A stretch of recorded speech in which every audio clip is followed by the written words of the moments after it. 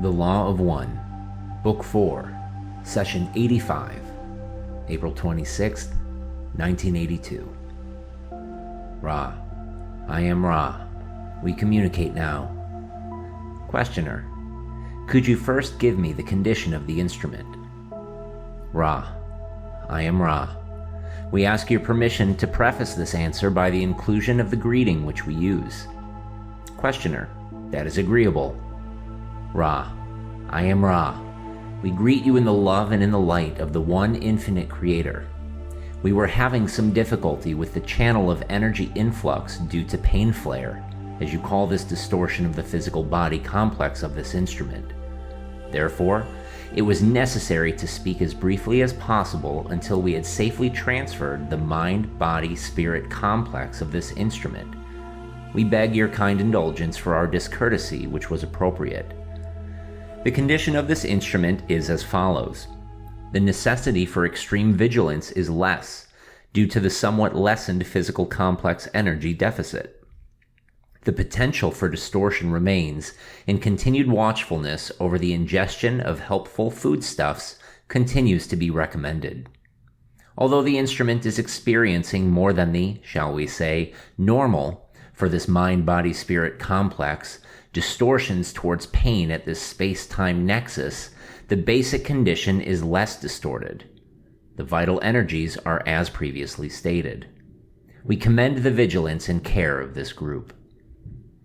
Questioner, what is the current situation with respect to our fifth density service to self polarized companion? Ra, I am Ra.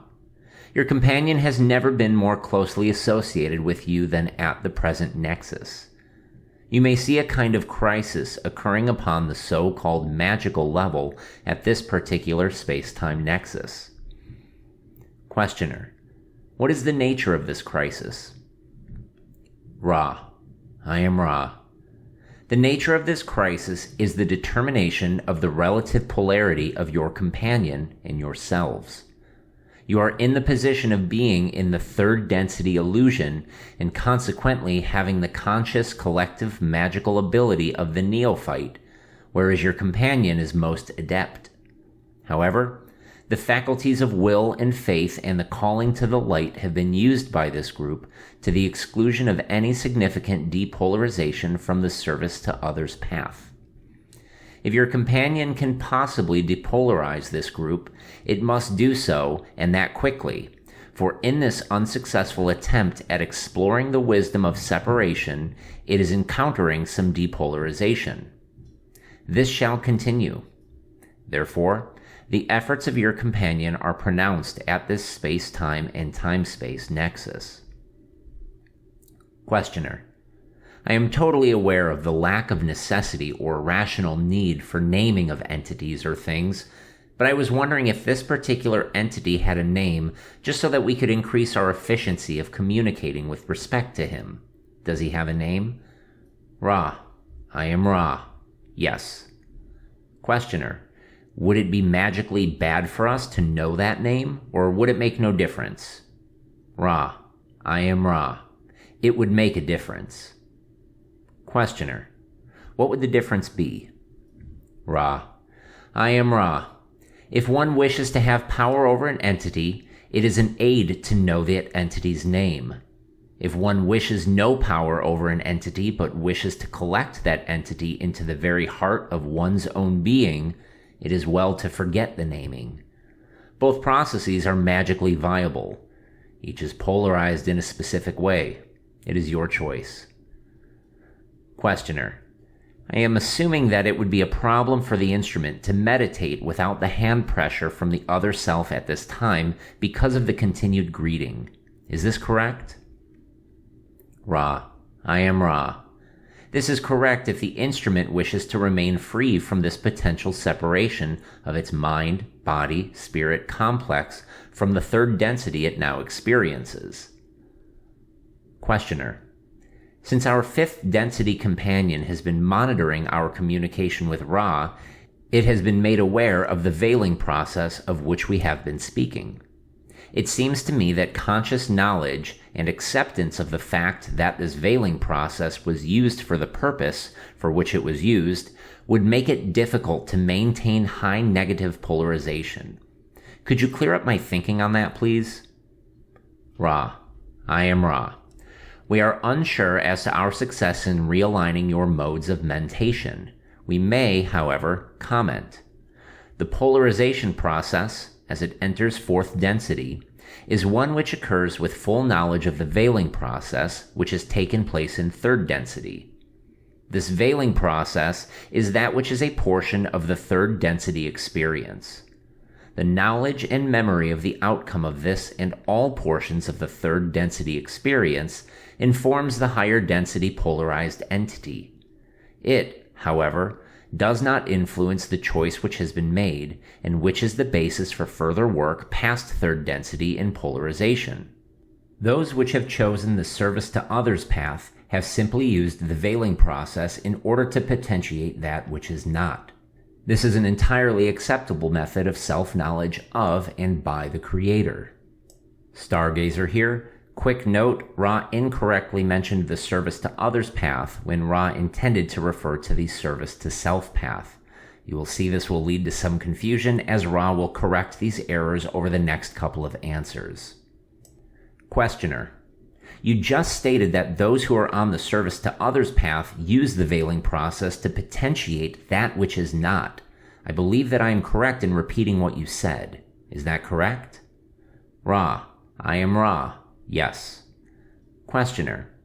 Then the service to others path has potentiated that which is not. Could you expand on that a little bit so I could understand it a little better? Ra. I am Ra. If you see the energy centers in their various colors completing the spectrum, you may see that the service to self-choice is one which denies the very center of the spectrum, that being universal love. Therefore, all that is built upon the penetration of the light of harvestable quality by such entities is based upon an omission. This omission shall manifest in fourth density as the love of self, that is, the fullest expression of the orange and yellow energy centers, which then are used to potentiate communication and adepthood. When fifth density refinement has been achieved, that which is not is carried further, the wisdom density being explored by entities which have no compassion, no universal love.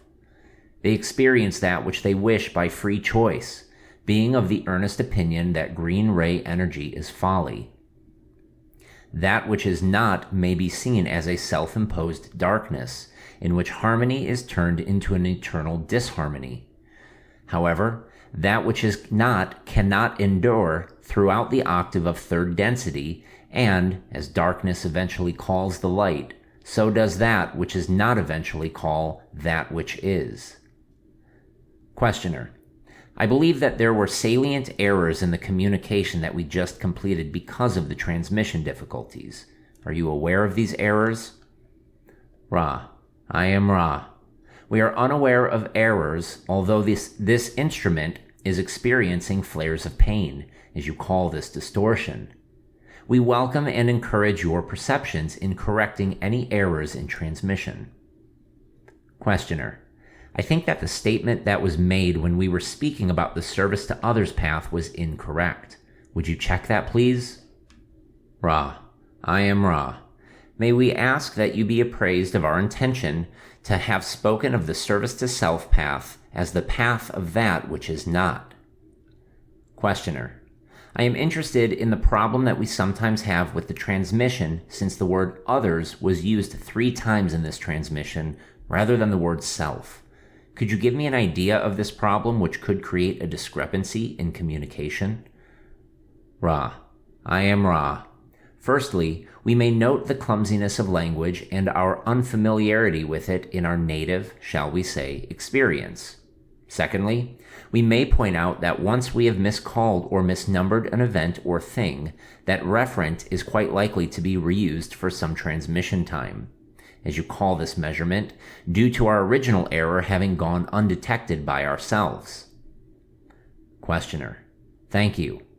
Do you have use of all of the words in the English language and, for that matter, all of the words in all of the languages that are spoken on the planet at this time? Ra, I am Ra. No. Questioner. I have a question here from Name. It states, as we see compassion developing in ourselves, is it more appropriate to balance this compassion with wisdom, or to allow the compassion to develop as much as possible without being balanced? Ra, I am Ra. This query borders upon that type of question to which answers are unavailable due to the free will prohibitions upon information from teach learners. To the student of the balancing process, we may suggest that the most stringent honesty be applied. As compassion is perceived, it is suggested that, in balancing, this perception be analyzed.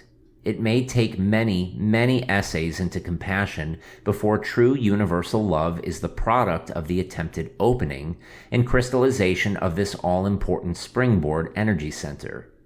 Thus, the student may discover many other components to what may seem to be all-embracing love. Each of these components may be balanced and accepted as part of the self, and as transitional material as the entity's seat of learned teaching moves ever more clearly into the green ray. When it is perceived that universal love has been achieved, the next balancing may or may not be wisdom. If the adept is balancing manifestations, it is indeed appropriate to balance universal love and wisdom.